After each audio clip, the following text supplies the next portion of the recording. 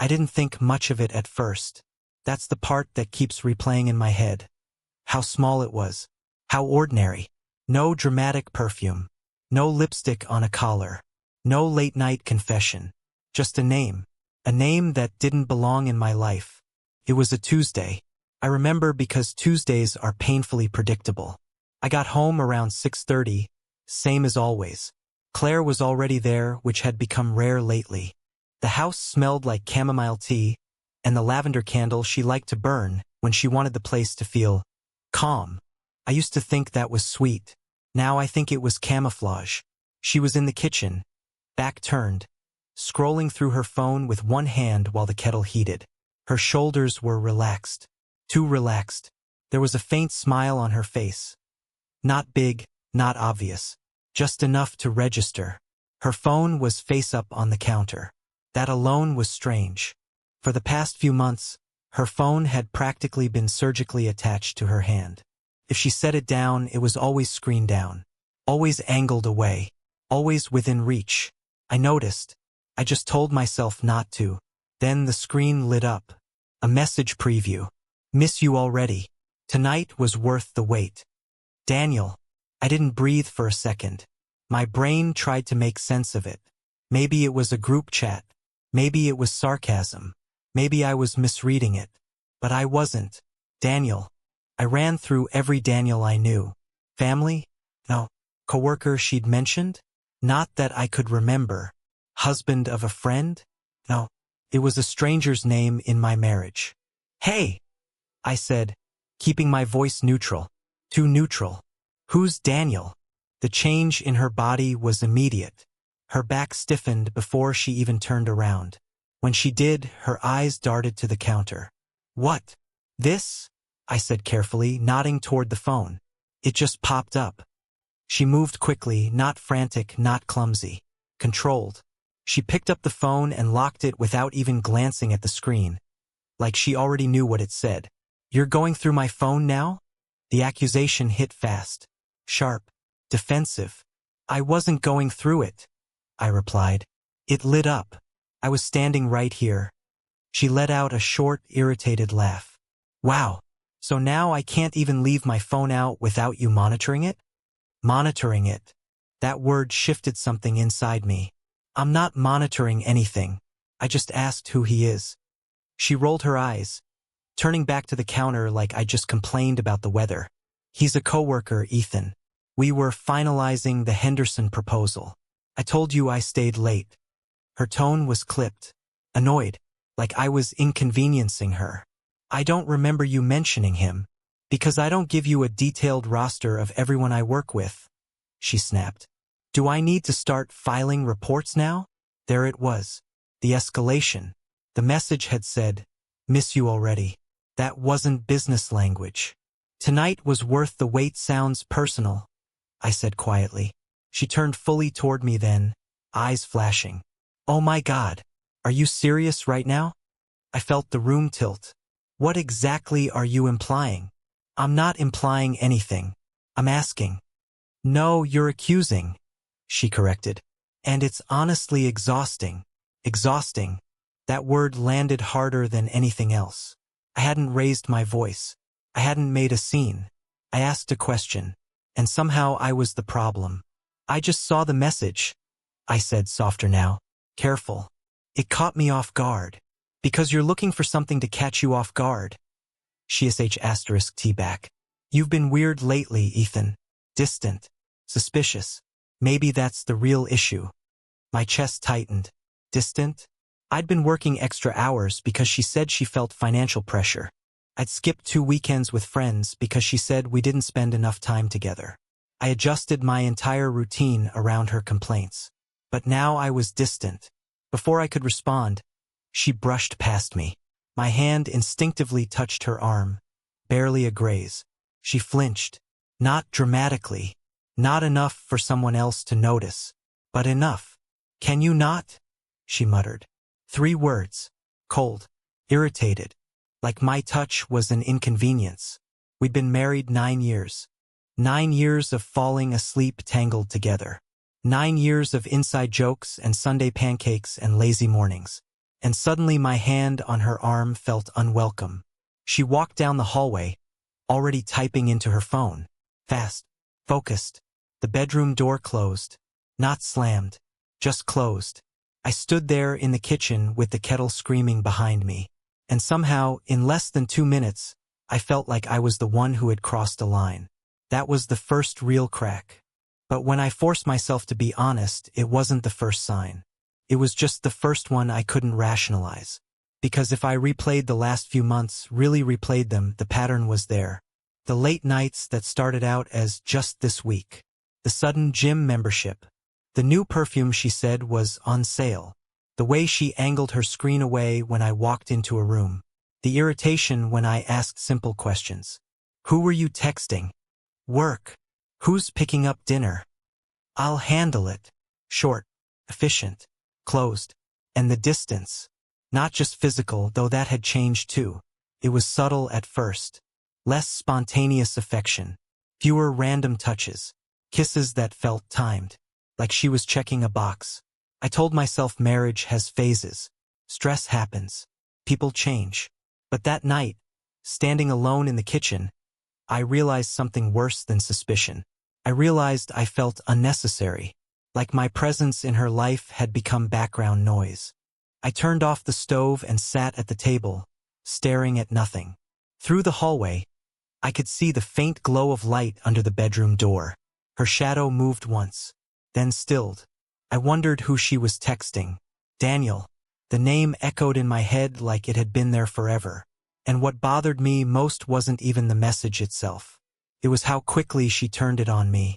How smoothly. No hesitation. No confusion. Just irritation. Accusation. Reversal.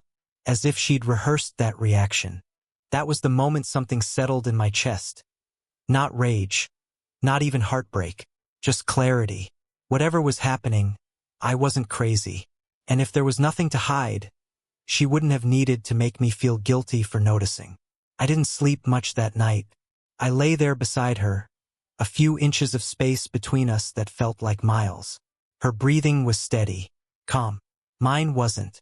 And sometime around 2 a.m., staring at the ceiling in the dark, I realized something that scared me more than the message. I couldn't remember the last time she had reached for me first. That's when I understood. The message wasn't the beginning. It was just the first time the illusion slipped. I didn't confront her the next day. That surprised me more than anything. I thought I'd wake up angry, demanding answers, ready to push until something cracked. Instead, I woke up quiet. Claire was already in the shower. I could hear the water running. Her phone was on the nightstand beside her side of the bed. Face down, of course. For a split second, I considered flipping it over. Just looking. Just confirming. But I didn't. Not because I trusted her. Because I didn't want to become someone I wouldn't recognize. I got up, made coffee, and sat at the kitchen table where the night before had shifted something permanent inside me. The house felt different. Not broken. Not yet. Just rearranged in a way I couldn't quite explain. When she came downstairs, dressed for work, she acted normal. Too normal. Morning, she said lightly. Morning. She kissed my cheek, quick, mechanical. A gesture without weight. You okay? She asked, pouring coffee. Yeah, I answered. She didn't press. That was new. There used to be follow-up questions. There used to be curiosity. Now there was efficiency. She grabbed her bag, checked her phone, screen angled away, and headed for the door. Late night again, she said casually. We're wrapping up some client revisions. Daniel again, whether she said the name or not. Sure, I replied. She hesitated for half a second, like she was gauging something in my face. Then she left. The door clicked shut, and I finally let myself think. Really think. When had it started? 3 months ago? 4? There wasn't one dramatic turning point. That's what made it worse. It had been gradual, almost surgical. First, the late nights. They began as occasional. Big deadline. Team restructuring. Temporary chaos. I supported her. Ordered takeout. Stayed up to greet her when she got home. Then they became routine. She'd walk in after 10, sometimes 11, smelling different. Not perfume exactly, just outside. I told myself it was office air, city air, other people's cologne in elevators. Then came the phone. It used to sit anywhere. Kitchen counter, coffee table, couch cushion. Now it traveled with her, bathroom included. At first I joked about it. Planning a secret life in there? She'd laugh. Eventually, she stopped laughing. "Can I have some privacy?" she said once, sharper than necessary. Privacy. That word again. Like marriage was suddenly a shared space with locked doors. The gym membership happened around the same time. She said she felt sluggish, needed to reset. New workout clothes, new routine, early mornings or late evenings. I offered to go with her. She declined. "It's just my thing," she said. "I need something that's mine. Something that's mine." The phrase echoed in my head now. Had I become something that wasn't? Then there was the irritation.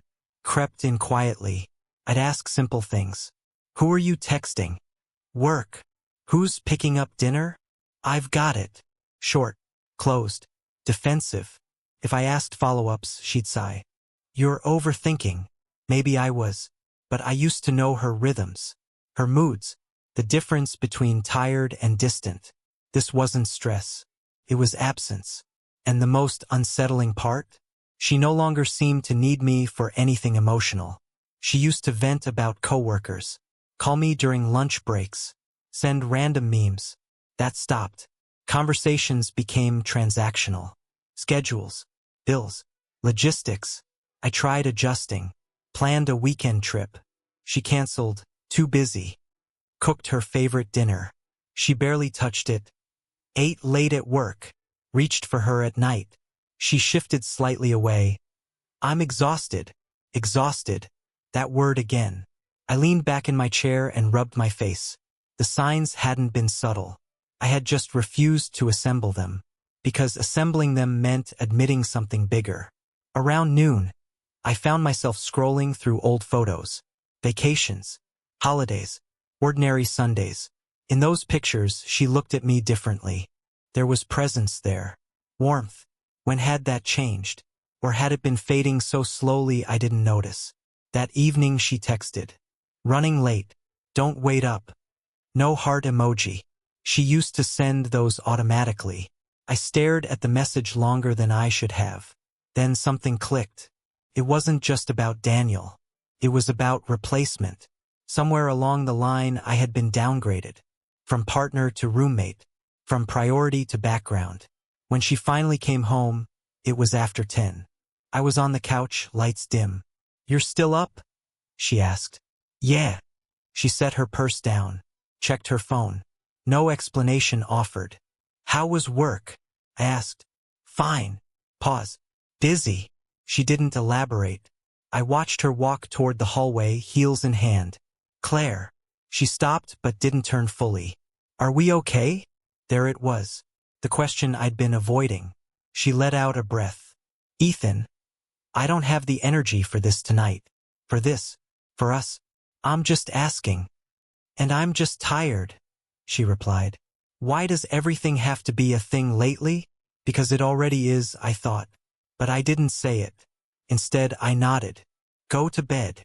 She disappeared down the hall. A few seconds later, I heard the faint sound of typing. Fast. Focused. My chest tightened. I didn't need to see the screen to know. She wasn't tired. Just not for me. I stayed on the couch long after the house went quiet, replaying everything. The late nights. The phone. The new routines. The distance. And then the message. "Miss you already." Not "see you tomorrow." Not "good job tonight." "Miss you." That implied repetition. History. Int asterisk Macy. This wasn't a slip. This was ongoing. The realization settled slowly but firmly. Whatever was happening between her and Daniel, it hadn't started on Tuesday. It had been building long before that night. Carefully, quietly, like a second life under construction. And the most painful part wasn't even the possibility of betrayal. It was the awareness that I had been present while becoming unnecessary. I wasn't blindsided. I was phased out. And somewhere in those months, she had decided I no longer needed to know. That's when the anger finally surfaced. Not explosive. Not loud. Cold. Measured. Because this wasn't an accident. It was architecture. And architecture takes time. I turned off the lights and sat in the dark for a while longer. There's a specific kind of loneliness that hits when you realize the person beside you has been emotionally gone for months. It's heavier than heartbreak. Because heartbreak is sudden. This was erosion. And erosion is intentional. I didn't confront her that night either. I didn't ask about Daniel again. I didn't check her phone. I just lay in bed beside her, staring at the ceiling, listening to her steady breathing. And for the first time in our marriage, I felt like a guest in my own life. That was when I understood something clearly. The message wasn't proof of a mistake. It was confirmation of a pattern. And patterns don't happen by accident. They're chosen. I didn't go looking for proof. That's what I kept telling myself. I wasn't digging. I wasn't spying. I wasn't trying to trap her. I was just done pretending. The opportunity came on a Thursday. Claire left her laptop on the dining table when she rushed out for work. That alone wasn't unusual. What was unusual was that she forgot it was there. She'd become obsessive about her devices. Triple-checking bags. Padding pockets. That morning she was distracted. Her phone buzzed twice before she left, and I saw the shift in her posture, the slight urgency. She typed quickly, grabbed her coat, and walked out without the usual love you. No kiss. No glance back. The house fell silent. The laptop sat there. Closed. Innocent. Harmless. I told myself not to. I made coffee. Sat down. Tried to read. But the silence was louder than the temptation. If there was nothing, I'd close it and feel stupid. If there was something, at least I wouldn't be guessing anymore. I opened it. No password. That hurt more than if there had been one. Because it meant she didn't think I'd look. Or she didn't care if I did. Her email was open. Work messages filled the screen. Normal. Professional. I almost shut it. Then I noticed a second tab. Gmail. Personal account. That one required a password. My chest tightened. I shouldn't know it. But I did. 9 years of shared streaming accounts and grocery apps and random logins. I typed it in. It worked. The inbox loaded. And there he was. Daniel Mercer. The name looked formal now. Real. The subject lines weren't subtle. Last night. Counting down. Can't stop thinking about you. My hand felt numb on the mouse. I opened the most recent thread. It wasn't just flirtation. It was planning. Dinner reservations. A boutique hotel confirmation forwarded from his account. A screensh *T of a calendar marked with discrete initials. There were photos. Not explicit. Just int * made enough. Her smiling across a restaurant table. His hand on her waist in a mirror reflection. A selfie of them in an elevator, her head tilted toward him. The timestamps went back 4 months. This wasn't recent. This wasn't impulsive. This was structured. There were messages where she complained about me. Small things. Ordinary things. Ethan wouldn't understand. He's been distant for years. I feel invisible at home. Invisible. I sat back in the chair slowly. The irony was almost cruel. Because the last few months, I had been trying harder than ever. Then I saw the reservation. Same boutique hotel from one of the emails. Multiple dates. Weekdays. During her late nights. It wasn't just dinners. It wasn't just emotional. It was a second relationship. Organized. Consistent. Sustained. My pulse didn't spike the way I expected. There was no explosion. Just a deep, steady cold spreading through my chest. I scrolled further. There was a shared document. I opened it. A list. Trips they wanted to take. Places when things settle. Inside jokes I didn't recognize. She had created a future outline. With him. I closed the laptop gently. No slamming. No shaking. Just finality. For months. That meant the first crack I noticed wasn't the beginning. It was the midpoint. While I was cooking dinners and planning weekends and adjusting myself to fit her moods, she was building something parallel. And the most painful detail? She wasn't conflicted in those messages. There was no hesitation, no guilt, just excitement, desire, anticipation. The only time she mentioned me was when she needed to justify why she couldn't meet him sooner. I stood up and walked to the window. Outside looked normal. Cars passing, neighbors walking dogs, ordinary life continuing. Meanwhile, mine had quietly split in half. I thought about confronting her immediately, calling her, sending a **T, but something stopped me. If I reacted now, she'd shift it again. Deny, minimize, blame, like she did with the notification. I didn't want another argument. I wanted control. I reopened the laptop, took photos of the screen with my phone. Every email, every reservation, every photo. Methodical, not emotional. This wasn't about catching her anymore. It was about understanding the scope. There were hotel confirmations from 3 different dates. A restaurant reservation for tomorrow night. Under his name. 2 seats. 8:30 p.m. So it was ongoing. Present tense. She wasn't ending it. She wasn't conflicted. She was continuing. The realization settled like cement. This wasn't an accident. This was a constructed double life. And I had been living beside it the entire time. When she came home that evening, she acted the same. Slightly tired. Slightly distracted. "How was your day?" she asked while slipping off her shoes. "Productive," I said. Not a lie. She nodded, already checking her phone. "I might have another late one tomorrow," she added casually. Of course. I studied her face, looking for something. Regret, fear, hesitation. Nothing. Just routine. "How late?" I asked. "Not sure. Depends how things go." Things. That was what she called it now. Things. "Okay," I replied. She seemed relieved by the lack of pushback. She walked into the kitchen, started making tea. The same lavender candle lit the room again. Calm. Camouflage. I watched her move around the space we built together. Completely comfortable. Completely unaware that I knew. And in that moment, something inside me shifted permanently. It wasn't rage. It wasn't heartbreak. It was clarity. She hadn't stumbled. She had chosen. Repeatedly. And she had no intention of stopping. That was the direct confirmation. Not the emails. Not the photos. But her ease. Her lack of guilt. The seamless way she existed in both worlds.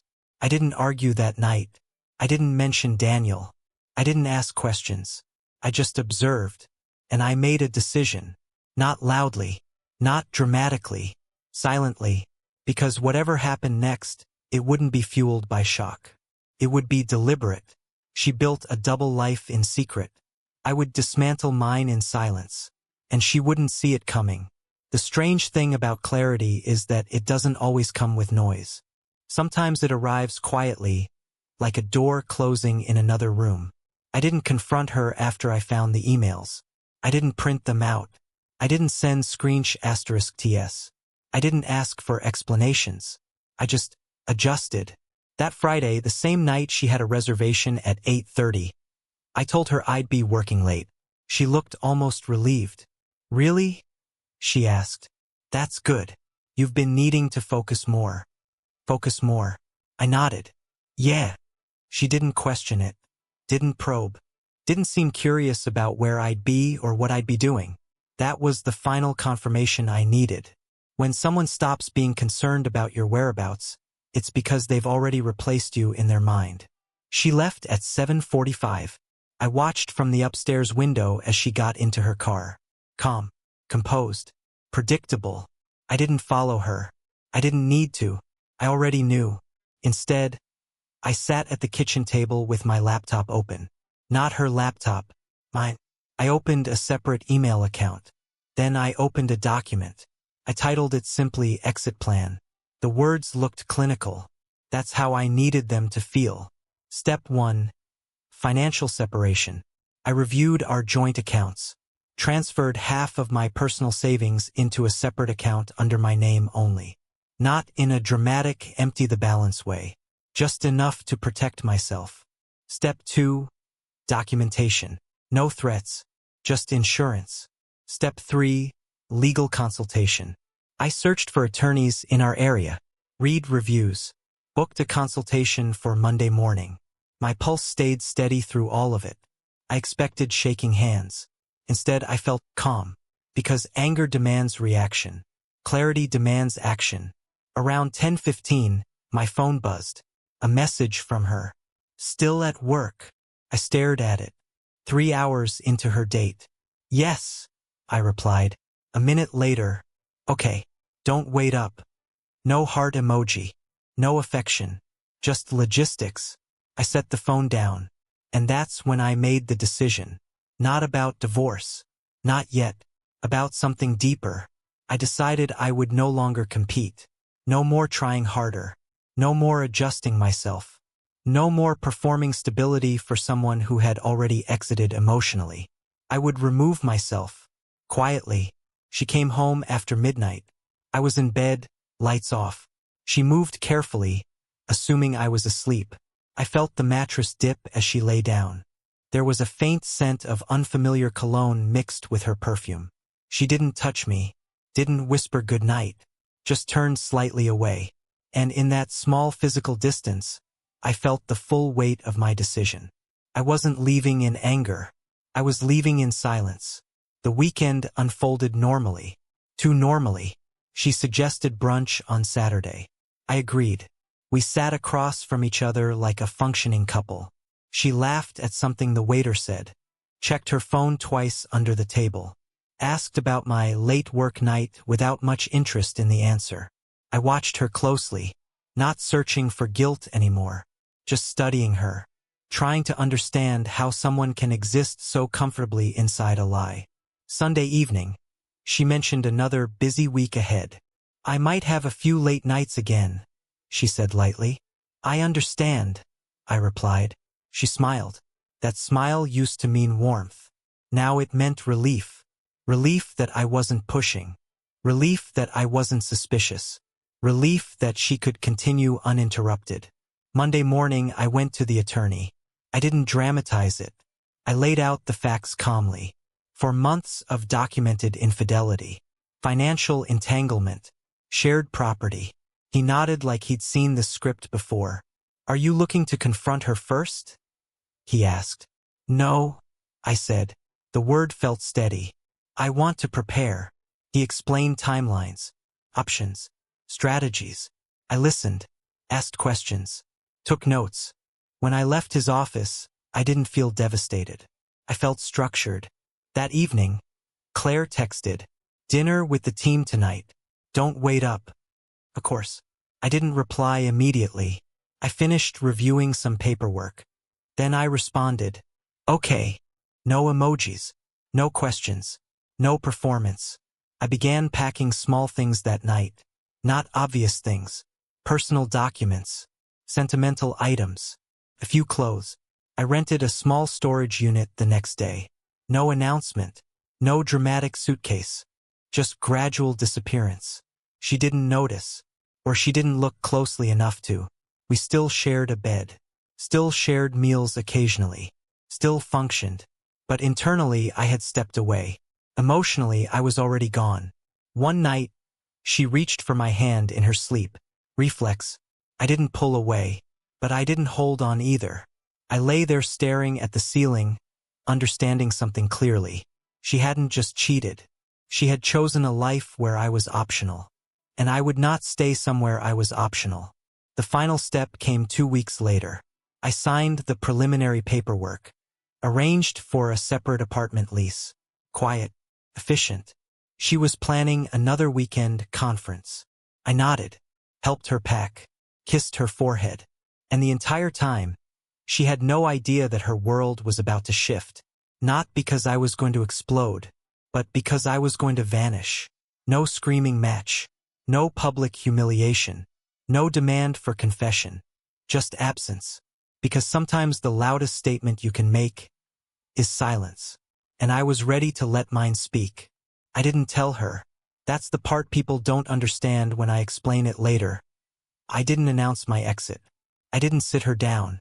I didn't ask for honesty. I just left. Not in the middle of the night. Not dramatically. On a Wednesday morning, after she left for work, I packed the last of what mattered to me. Clothes, documents, a few framed photos, not of us but of my parents, my brother, pieces of myself that existed before the marriage. I left the furniture, the television, the couch we argued about buying. I left the house looking untouched. On the kitchen counter I placed a single envelope. Inside were the preliminary divorce papers and a short note. I know, you don't have to explain. I won't ask you to. No anger, no threats, just finality. Then I walked out. I didn't block her number. I didn't turn off my phone. I just stopped responding. The first call came around noon. Missed. Then another. Then 5 more. By 3 p.m. there were texts. Ethan, what is this? Where are you? We need to talk. This isn't funny. I didn't answer, because there was nothing left to discuss. I had spent months being slowly erased from my own life. Now I was simply stepping out of it. That night she called 12 times. Voicemails started to shift in tone. Confused, angry, then panicked. Ethan, please just call me back. You're overreacting. We can fix this. Don't do something stupid. Overreacting. That word almost made me laugh. I stayed in my new apartment. Small, quiet, neutral. No shared memories. No lavender candles masking lies. Just silence. And for the first time in months, the silence didn't feel hostile. Felt clean. 2 days later, I heard the first update. Not from her. From someone else. An old mutual friend texted me carefully. Hey, are you okay? That was how it started. Apparently, Claire hadn't handled the disappearance well. She had shown up at Daniel's office. Unannounced. I learned this in fragments. Daniel, it turned out, was not just a coworker. He was technically a consultant. Contract-based, temporary, and very married. That detail surprised me less than it should have. What surprised me was the rest. He hadn't told Claire. She found out when she confronted him at his workplace after I left. His wife was there. Not because of Claire. Because of something else. Legal issues. That was the unexpected turn. Daniel wasn't just having an affair. He was being investigated for financial misconduct tied to a previous contract. Debt. Fraud allegations. And, as Claire discovered in a single humiliating afternoon, a family he had no intention of leaving. When she confronted him, emotional, shaken, desperate for clarity after I vanished, he didn't respond the way she expected. There was no romantic declaration. No, I'll choose you.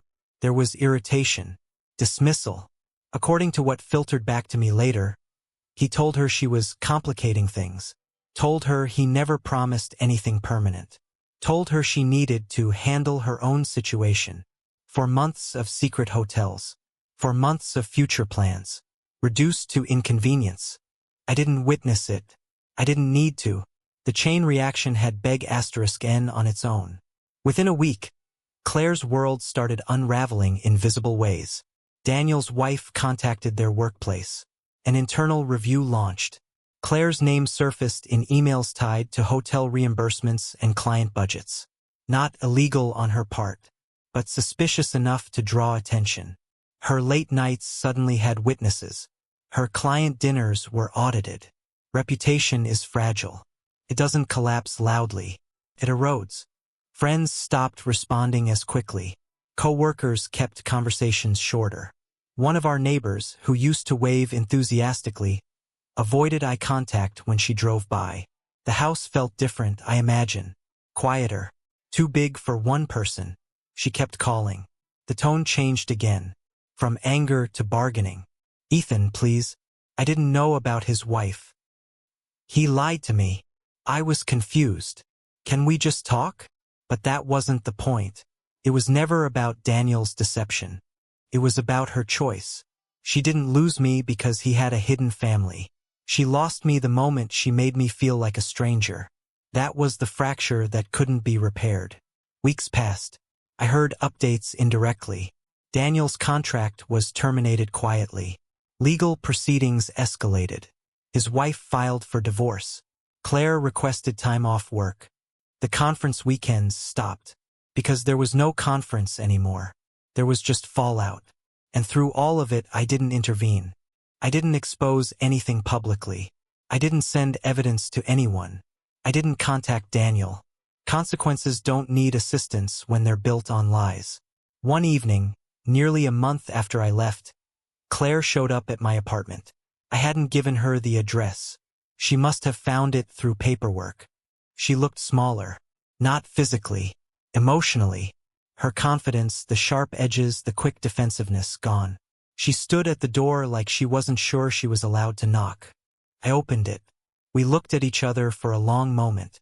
"You didn't even yell," she said quietly. That was the first thing out of her mouth. Not, "I'm sorry." Not, "I miss you." Just that observation. "You didn't give me anything to fight against." There it was. She had expected a battle. Drama. Emotion. Instead, she got silence. "I know about him," I said calmly. She nodded. "I didn't know he was married." "I know." "I didn't know about the investigation." "I know." Tears formed. "But you didn't ask." That was the part she couldn't understand. Because asking would have meant I still needed something from her. I didn't. Her world was collapsing. And for the first time, she was standing in it alone. Not because I punished her. Because I removed myself. Silence became the loudest consequence. And she finally heard it. I didn't need updates anymore. The collapse was visible on her face the last time I saw her. Daniel disappeared first. His contract terminated. His number disconnected. His promises reduced to misunderstandings. The investigation at her office didn't accuse her directly, but her name sat too close to his. Promotions stalled. Invitations stopped. Whispers replaced greetings. The friends who once admired her confidence kept their distance. The house we bought together went on the market quietly. Too expensive alone. Too heavy with memory. She called less often. Not because she stopped caring, but because she finally understood. There was nothing left to argue against. No villain to blame. No dramatic explosion she could point to. Just a slow realization that the life she built in secret had cost her the one that was real. And silence doesn't negotiate. It just remains. Months later, she sent one final message. "I know now." That was all it said. I didn't reply, 'cause I already knew what she meant. It wasn't about Daniel. Not really. It wasn't about the hotels or the lies or even the affair itself. It was about the moment she turned a simple question into an accusation. The moment she made me feel intrusive for noticing distance. That was when I stopped being her partner. I became an inconvenience. And that's why I left. Not because she cheated, but because I became a stranger in my own marriage. I left quietly, and in the end, that silence became louder than any confrontation ever could.